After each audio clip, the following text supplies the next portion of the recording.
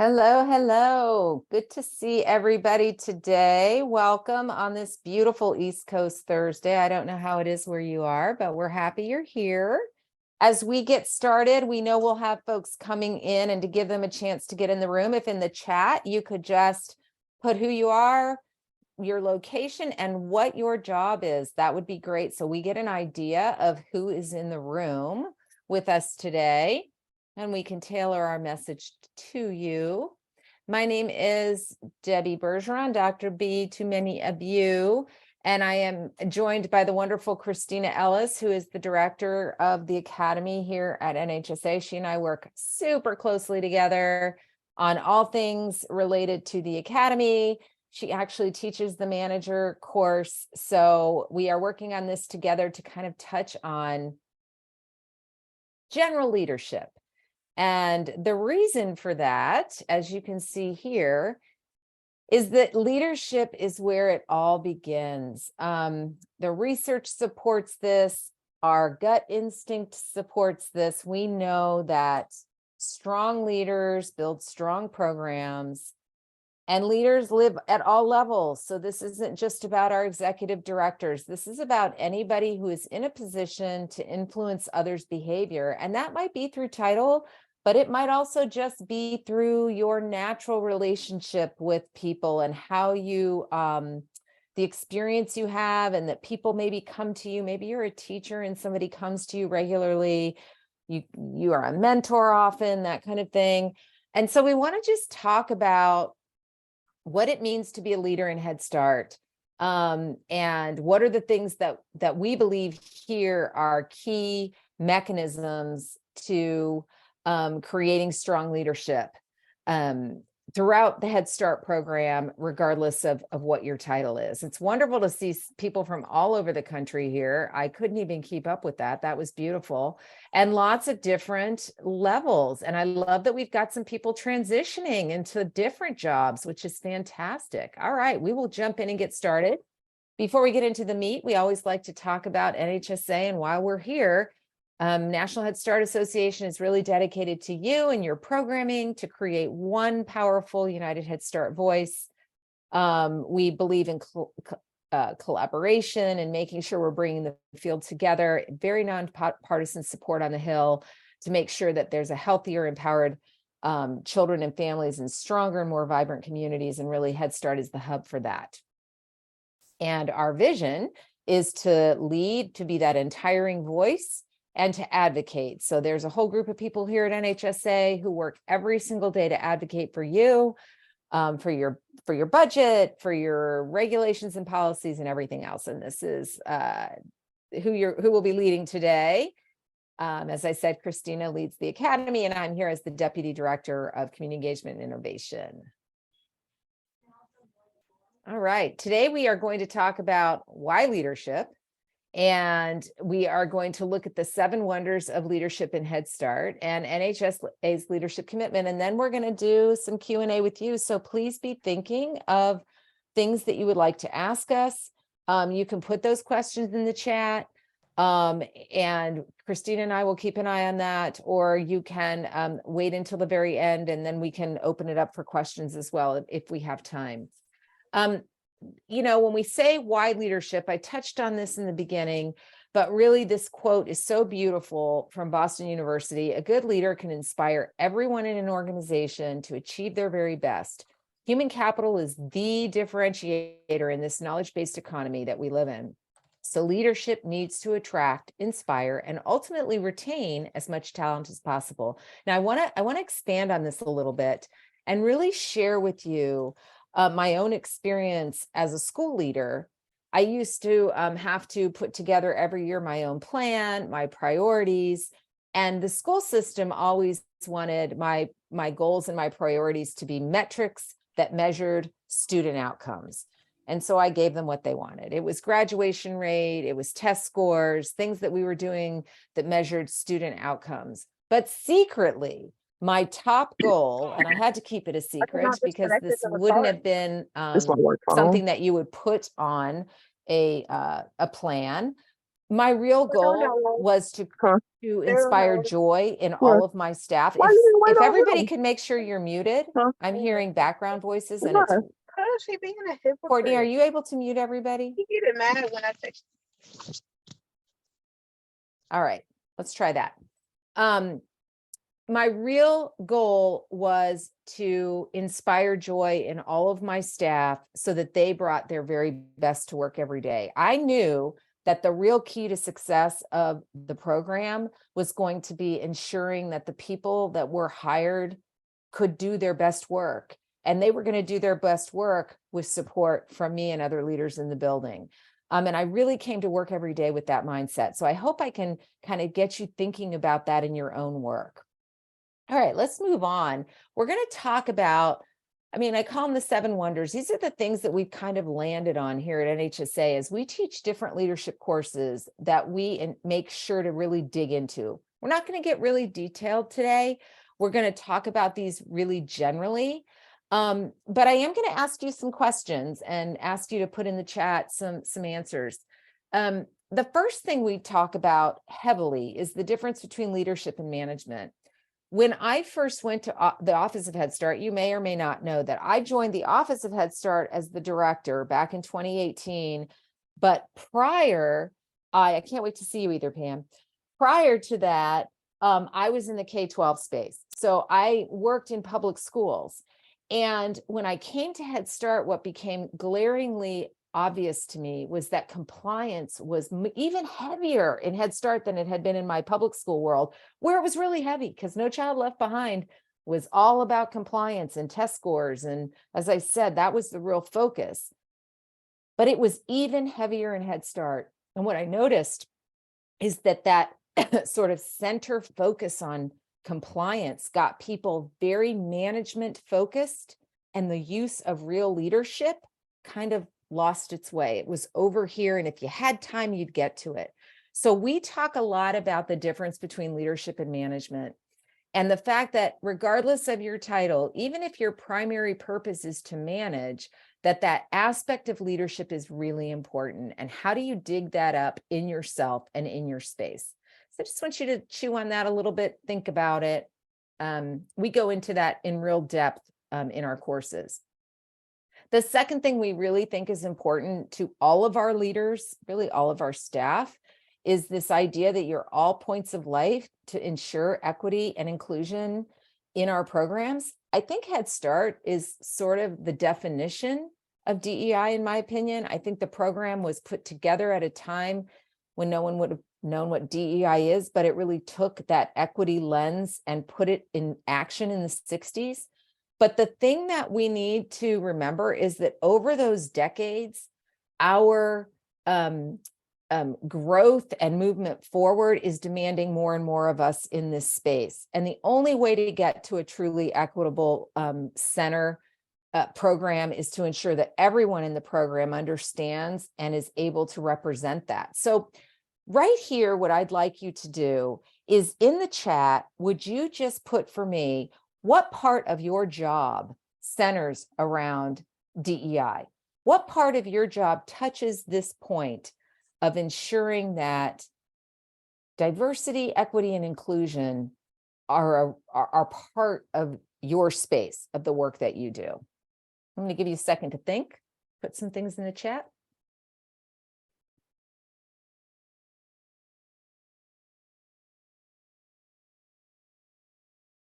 Every interaction. I love that, Katie. It really is. It's every time that you have a chance to interact with someone. Hiring, yes. Curriculum, materials, curriculum, right.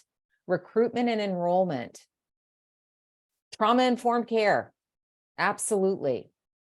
I think that it is your children, your families, your planning. These are great answers, really, really good answers.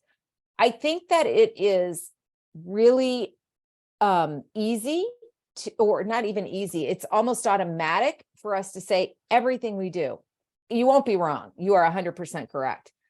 But we also want to be very intentional and specific. For example, seeing Hilda put interviewing, that is really specific. And if those of you who are in the hiring process are thinking about how are you interviewing, when you're interviewing, how are you remembering that this lens should be on top of the work that you're doing.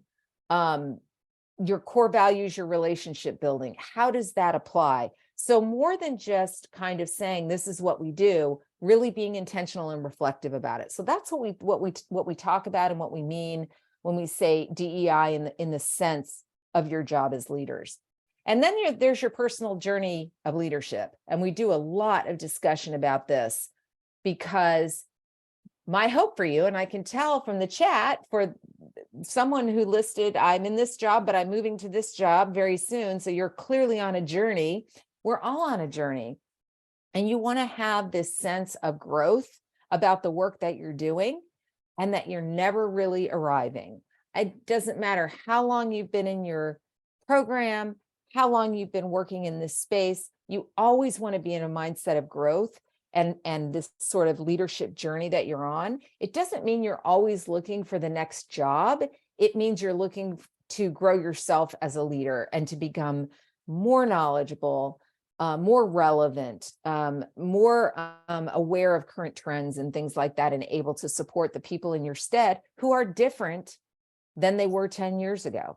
So being really aware of your own leadership journey is another piece that we think is really important in Head Start and your role as leaders. All right. I would just share here recently in our Head Start manager course, we've been talking about leadership journeys and articulating that. And I put in the chat that it's a great exercise to find a friend. Maybe it's a spouse, maybe it's a coworker, and practice articulating that. Practice saying it out loud, practice being proud of the journey that you've been on. Even if that is as simple as, I learned something new on the internet today. I Googled something, learned something new in my classroom, all the way to I've just completed my master's program or my bachelor degree or my CDA, being able to say that out loud and practice articulating that. I love that you shared that, Kristina. And, one of the things we implemented here at NHSA this past year was our digital portfolio, which allows everybody to get all of their accomplishments digitally through NHSA and anywhere else that you're doing professional development. And from there, it allows you to easily share it on social media. And we think that's important. We think it's really important to publicly display what it means to be a growing person. And that part of that is saying, hey, I just got my director credential, or I just finished my certificate in DEI, or whatever it is that you're working on. And I also really appreciate Danielle's comment in the chat about just being considered a leader is so big in ECE. I love that you recognize that. And I think you're right. It's appreciated. It's something that to strive for can make a really big difference in your trajectory. And I think there is a great respect, generally speaking. I would say I've experienced that myself. So I love that you pointed that out. The second thing that we really like to dig into is what's different about being a leader in Head Start? Why does it matter? If you come from K-12 or from childcare, is your job really going to be that different? It is my contention that yes, it will be very different. And what we need is a different headspace from you. And you get that by really understanding the Head Start Act, by understanding how weighty it is. First of all, it is a federal act. A lot of thought goes into every single word that gets put into that document.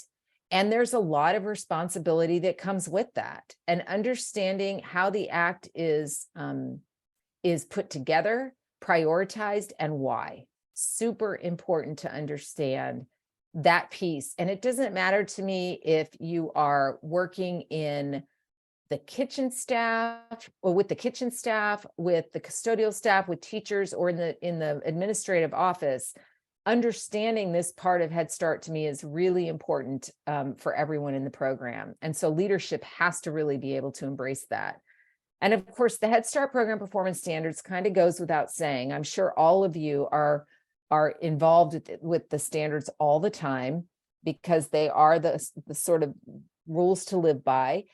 But more than just saying, oh, of course we use the standards because that's how we're monitored, really embracing them and being able to be a conduit to the people in your stead, the people who are looking to you, to helping them to digest them and to understand them, to know how to apply them day to day. And probably most important, in my opinion, is understanding the why. Those standards were not created to make our lives difficult, despite how it might feel sometimes. They exist for a reason, and it all starts with the health and well-being of children and families. So being able to trace that back to the why can really help you as a leader to frame the standards in a way that allow the folks who are looking to you for support to really deliver. But that takes intentionality. And then finally, I am a huge proponent of Head Start history and understanding that if you're going to be a leader. When I got the job in DC at OHS, the very first thing I did was an enormous amount of research about Head Start, and I was fascinated to learn its history. There's a wonderful timeline on eClick that will give you every single piece of newness that has been added to Head Start over the years, from the migrant program to early Head Start to parents to special education, and how that unfolded, and really understanding what those framers were thinking and how innovative they were in the mid-60s to come up with a program like this is something that you want everyone to really appreciate. Getting that level of appreciation for the program in which you're working can really help you as a leader to motivate you day to day, but it also gives you a great nugget to share with your people to help motivate them on a regular basis. So the Head Start history piece is the final part of that. And then, as you can see on this slide, the third big tenet is this idea of parent, family, and community engagement. And this is one of my favorite Head Start mantras. This parents are a child's first and most important teachers is at the core of the family engagement work that we do. And the thing to understand here is that this should touch everything we do in Head Start, regardless of the specific lane where you work. So what I'd love right now is in the chat, can you share with me how families, your relationship with families, how parent engagement touches the work that you do? How does the work that you do embrace this idea that parents are a child's first and most important teacher?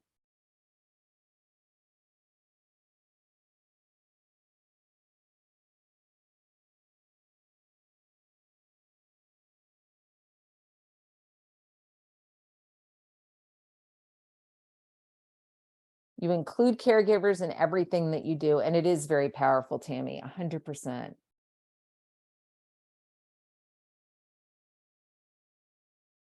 You make sure the parents know that. I love it. I love it that the parents know that this is the framework that you use. I think is really, really important, and partnering with parents. I love that word, partner, when it comes to parent engagement.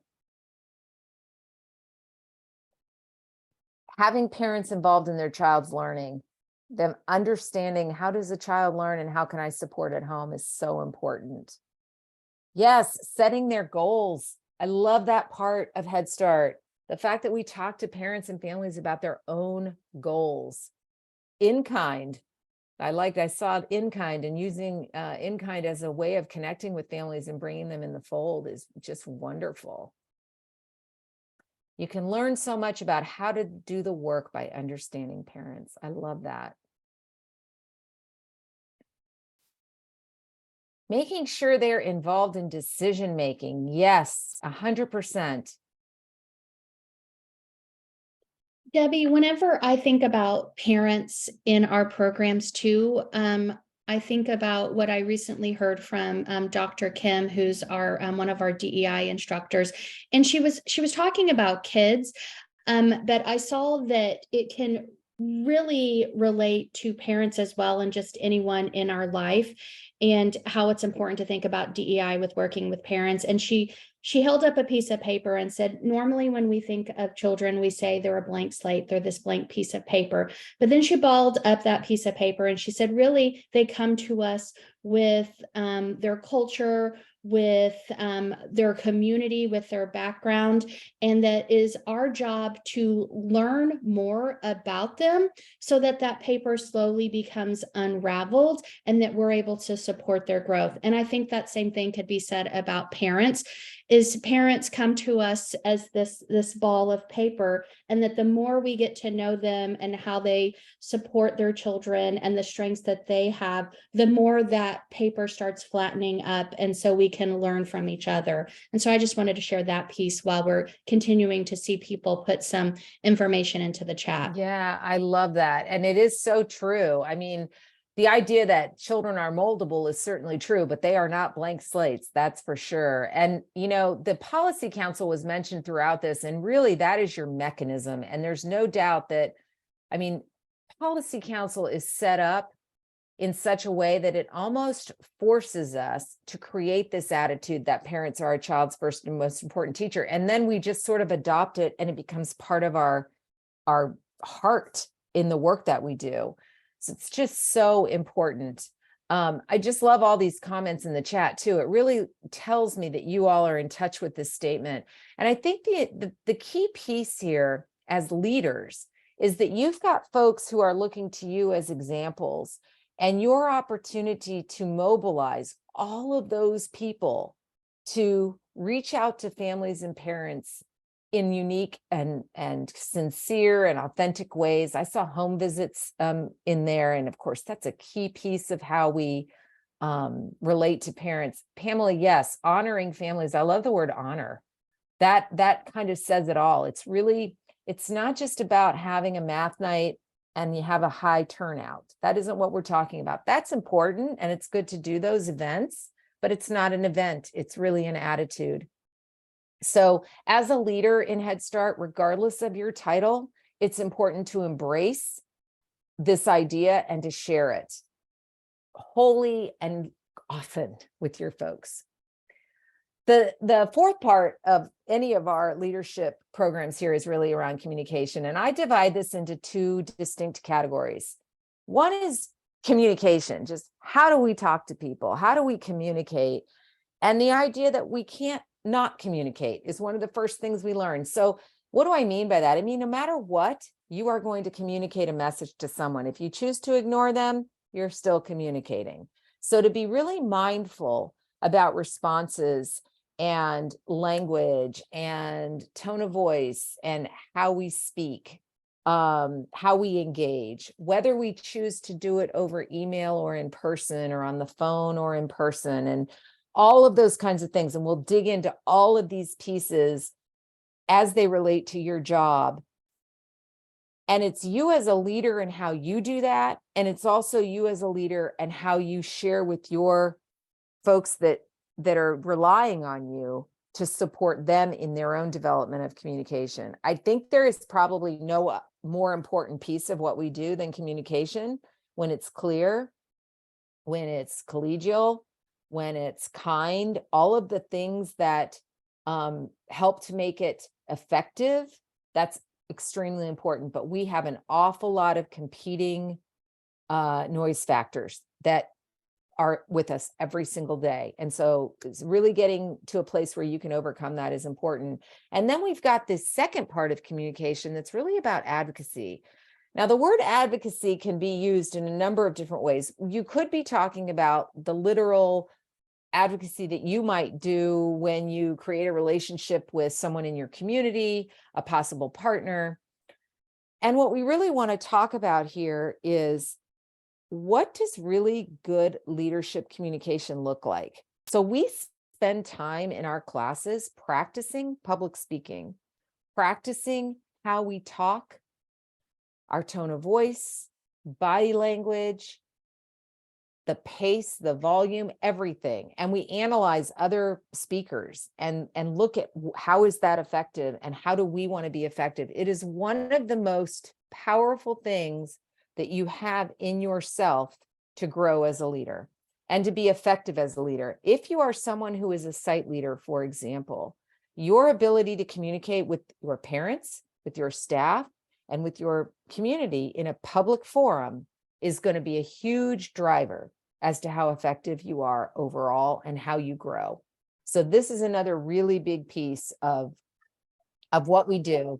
And to be fair, public speaking is one of the most feared activities. So this is not the thing that is the easiest to do, but with practice and building confidence, you can actually become really, really effective. And we've had a lot of fun working with leadership around that issue.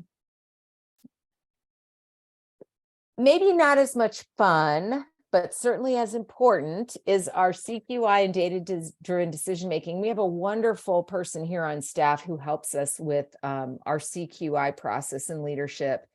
And we actually do a capstone project in most of our courses that is the CQI process that works through a formal research-based quality control initiative process, looking at data, knowing how to find it, knowing how to read it, and then not just know what it says, but what does that mean? So you know this particular outcome, so what? How do you use it? So for just a minute, let's take a second and in the chat, Cecilia's doing my capstone project. Good for you. In the chat, can you share in your job, how do you use data right now? As a leader, how do you use data right now?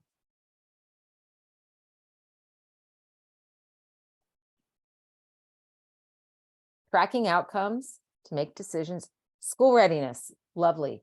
Planning, Dawn, fantastic. The fact that you're using that data to plan is lovely. And in coaching, I saw policy council, love that. To determine recruitment, Crystal, fantastic. Supporting decisions, lovely. If you ever have to defend a decision, it's nice to have some data to go along with it. For enrollment, yes, many of us struggling with enrollment and lots of other aspects. Ongoing monitoring for sure. Planning the PD and the coaching, requesting subs. That's so interesting, Deborah. Fantastic. Your community needs assessment. I hope you're using that. That's wonderful. Father engagement. Awesome, Jamie. What a great use of data. And of course, knowing if you meet your goals. If you don't have the data, you're not going to know that. You can't just say, I just know it in my gut. We've done it. That's not going to fly, even though you might really know in your gut. And knowing how to spend money. Yeah, for sure. Lots of different ways. And it's funny, I've been doing this long enough, and some of you may have been in the business long enough to know a time before educators were really asked to analyze data. You might be given a score report for kids so that you knew like who was behind and who was ahead. But other than that, that was about the extent of the use of data. And then all of a sudden, educators were expected to be sort of data experts. And now it's just kind of part of what we do. We don't even think twice about it. That's right. Without data, it's just an opinion. That's exactly right. The beauty is we have a lot of technology to support us. I think the other side of that coin is you can almost have too much information and it can be really hard to know what to make of it. So there's it's kind of like, you turn the TV on and you have 1,000 channels, but there's nothing to watch because it's almost like just too much. So knowing how to distill that information down to something meaningful. And I think one of the best things you can do as a leader is to do that for the people in your stead. Take that weight off of the teacher, for example, so that he or she you're providing the end game so that they know the next thing they need to do, or at least the support in getting there. I think it can be very, very valuable. But regardless, this is going to be a huge part of everyone's job, but especially our leadership. All right. Operations is a bear. It's the biggest section of the Head Start program performance standards. And we don't have enough time today to dig into all of this, but I do just kind of want to touch on the operations piece of leadership typically, these are all like tentacles, and you might have to deal with every single one of these things, or it could be one in particular that is your focus area. It depends on what your job is and how that plays out. But certainly our ERC piece is top of the list. I mean, making sure that we've got our enrollment numbers up, that kids are coming to school, that we're selecting the right children for our program, the kids who need us the most. Our program structure is a big part of the performance standards and operations. Certainly preparing children for school. That's our primary. School readiness is the primary piece, but we can't do that without healthy children. So the health program services is a very big part of program operations. Family engagement, as we touched on earlier, is the real cornerstone of Head Start. We don't do all of this in silos with children. We really believe that the best way to ensure thriving children is through thriving families. It's one of my favorite pieces, I think I said earlier, about Head Start, because it really is that's the long game. You could very easily just pull a child and drill and get them where they need to be. But if we're not embracing the family, yes, embracing the family, Kristina, I love that. You're talking about the long game. Graduation, employment, making good choices as an adult to make sure you're living a healthy life, all of those things. Serving children with disabilities is such an important piece of Head Start, and we are so key in identifying them early. One of my favorite things to see is a kiddo who is identified with, who might need speech services, and by the time they go to school, they don't need the speech services anymore because they've gotten such great intervention. That's the kind of thing that we're able to do. Transitions for sure, from Head Start to the school system or to their next space is a key piece. And it's so hard because so many of our programs will feed into many different schools, some different school districts, and they're dealing with many different districts and having to know how to prepare children and families for that next step. And those of you who are in charter systems, you have parents who need to apply and select. And I know a lot of our programs are really key in that process. The fact that early Head Start serves pregnant women, I think, is like a secret. I don't think most people know.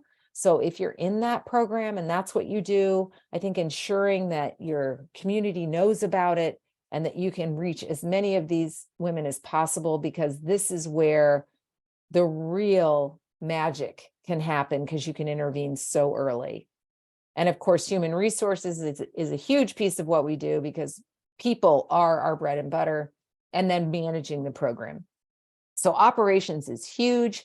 We connect this to every leadership job, every leadership title, because we think it's all so important, but one might resonate with you more than another. And then to cap it off, the thing that we think is so important is really thinking about the current trends in education in early childhood and how this impacts your work today and in the future. This is a really fun section of all of our work here at NHSA because it's different every time we teach a class. That's how fast the world is changing. So just for fun, if I ask you, what is the most important, like what keeps you up at night right now as a leader in Head Start? What keeps you up at night? Let's see what our answers are. Bus safety. So interesting. Enrollment, policies and procedure, enrollment, staffing. Staffing is a big one, and which of course is affecting enrollment. Those are almost intertwined, aren't they? Compliance, challenging behaviors, struggling families, safety, medication administration, the culture of the program. That's a big one, Amber. And that's all leadership. Leadership is what drives culture. The trauma of your children, your homeless population, the management, mental health of your staff. Yes, absolutely. Staff professional development and your training. Absolutely. And those are things that sometimes can fall to the back burner when we get busy and day-to-day fires need to be put out. But if we forget about training staff, we really lose so much. Staff wellness, family engagement is your key thing. Lack of housing for your families. That would be something to keep me up at night too. The community and family needs, staff stressors. Hear a lot about staff mental wellness. And I think a lot of these are intertwined because our staffing issues, I think, are causing staff to have greater responsibility. And many of our staff are new. And so those who of you who are more experienced are probably feeling a heavier reliance on your work because of how many new folks we have to hire because of our needs. Fantastic. So the key piece here really is just that those trends in early childhood are always moving. And it is really important in leadership to keep your finger on the pulse of this so that you can be ahead of the curve and thinking about responses before it becomes a real crisis. If you can do that, you've really mastered a big piece of effective leadership. I think our last slide was Q&A. Oh, nope, I'm going to do a quick overview. So all of this is what we're doing here at the Academy at NHSA, but it kind of covers the gist of what we believe are the primary priorities in leadership in Head Start. We do this through a number of different courses. Somebody is clearly in one of my classes who posted it in the chat. We have an executive leadership credential, a director's credential, a site leader credential, Head Start manager credential. Heather, great. The data literacy credential is very popular. People love it. Fund development is really interesting because it deals with how to create partnerships and additional funding for your program. So it's not just, I mean, it can be like your non-federal match, but it's also just being able to make your program more robust through additional funding. We are launching our new DEI credential in the fall and an instructional practice credential. So these are all really big leadership opportunities to grow yourself or your peers, whoever is in your program. That and my whole point of putting these together here at NHSA really comes from my work at OHS, where I saw kind of a gap in support for that middle leadership, particularly our site leaders, but managers and folks who are leading teams, and making sure that you have the training, not just in your specialty, which might be health or family or fiscal, but if you're going to lead teams, really understanding what it means to be a leader and how to grow yourself as a leader. Kristina, do you have anything to add on any of that? No, I'd just say that check out the chat. Courtney, our producer for today's webinar, put some information in there if you're interested in learning more about these courses. And of course, you can directly reach out to me. One of you have already sent me an email, so thank you so much. I'll make sure to reach back out to you and give you some more information on our DEI work. And Danielle, I couldn't agree more.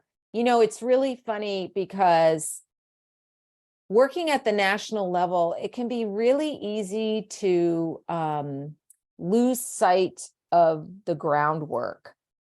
And I really work every day to remember what it's like to walk into a building full of children and teachers and parents and do that day to day. And everything we do here starts with that in mind, because it's those folks who keep the trains running. You're exactly right. And that empathy for them, understanding their needs, understanding how you can support them, but you might not always have the answer. So it isn't about you knowing everything. It's about you understanding enough to know where to find answers and supports for people. And sometimes, honestly, it's just listening. It isn't even finding a solution. Sometimes it's just being a listener. Oh, good. I'm glad. Oh, Karen, it's good to see you. It's so funny to do these webinars because I can't see anybody. So Fantastic. So we have a little bit of time left. If anybody has questions, you can put them in the chat or comments. Certainly, if you have needs outside of this webinar, we are here for you. That academy@nhsa.org will come right to Kristina and me, and we can support you. I think the primary reason we're doing this series of webinars is to make sure that this group of people that are so absolutely essential to our day-to-day programming, number one, that you're reminded about how important you are. I mean, when I said that at the beginning, that is not just a show. That is the truth. Research proves it. We know it in our hearts. That it's leadership that drives programming. And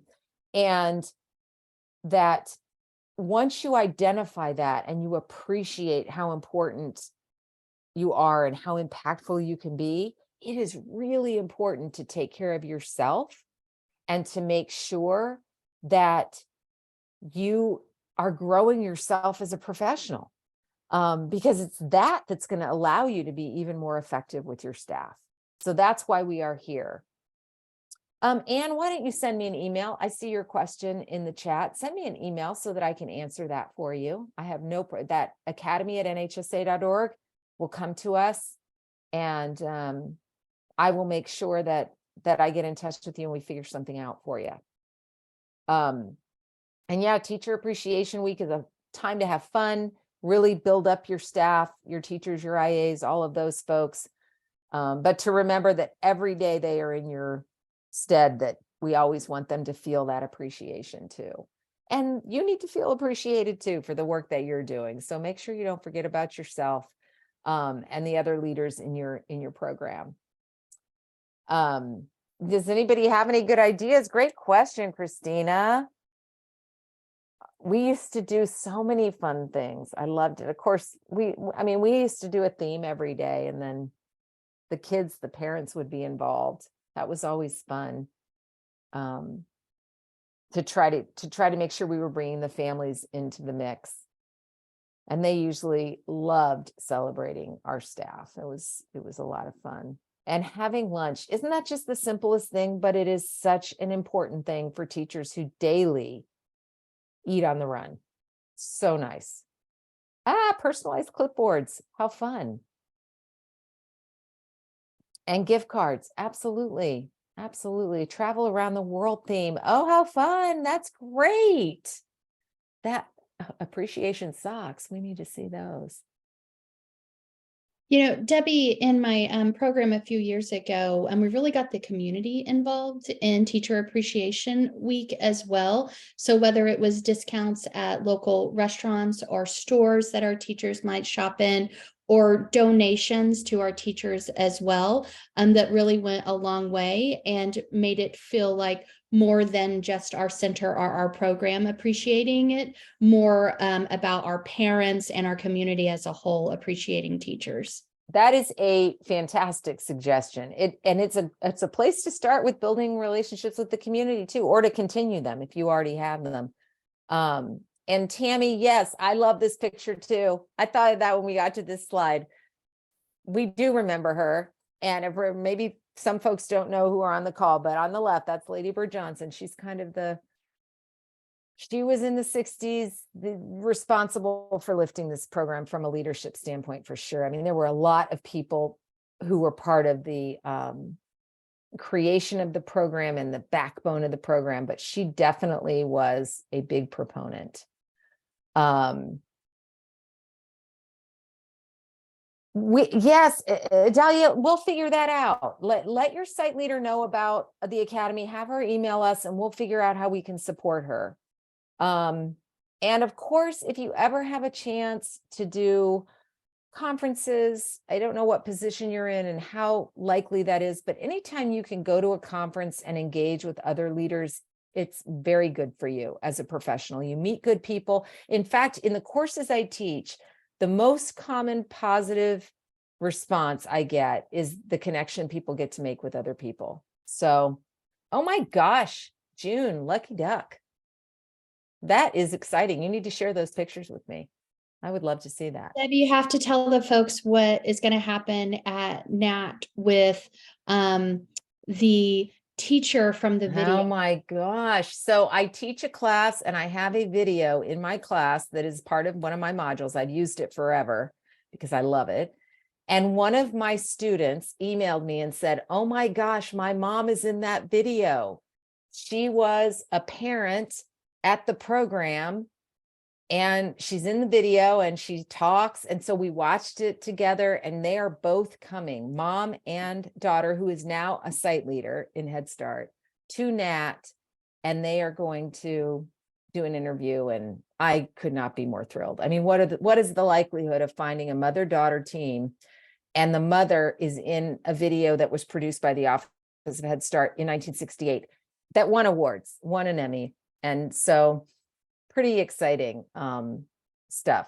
It's just a really fun place to be. There's so much history in this program and so many things to learn about people. I highly recommend you walk around as a walking billboard for your program, for working for Head Start. And I promise you, you will meet every day somebody who has some connection. It's just the way it goes. So I want to just thank everybody for their attention today. I hope this inspires you as leaders to do something special for yourself, to grow as a leader, and to definitely make sure to keep in mind that we are here for you. That's why we're here at NHSA. And if there's anything you ever need that you're not seeing available, I hope you'll email us. We are extremely personable and we respond to specific requests. And if we can meet them, we do. So don't be shy.